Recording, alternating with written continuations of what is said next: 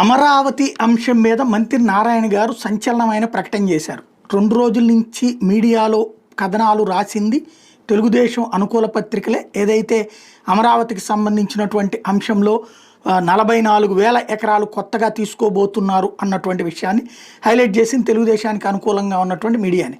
అయితే అమరావతిలో రెండో విడత భూసేకరణ మీద ఎలాంటి నిర్ణయం తీసుకోలేదని ఆయన ప్రకటించారు. తాజాగా అమరావతి ప్రాంతంలో విజిట్ చేస్తూ 8 ఇంటర్నేషనల్ ఎయిర్పోర్ట్ కోసం భూసేకరణ బదులు పూలింగ్ చేయాలని కోరుతున్నారు. 30,000 ఎకరాలు ల్యాండ్ పూలింగ్ చేస్తే ప్రభుత్వానికి చివరికి మిగిలేది 5,000 ఎకరాలే. గత ప్రభుత్వ నిర్వాహకంతోనే అమరావతి పనులు ఆలస్యమైనాయి.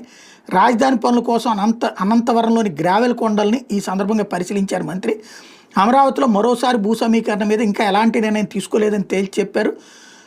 5,000 ఎకరాల్లో ఇంటర్నేషనల్ ఎయిర్పోర్ట్ నిర్మాణం చేయాలన్నది చంద్రబాబు గారి నిర్ణయం అని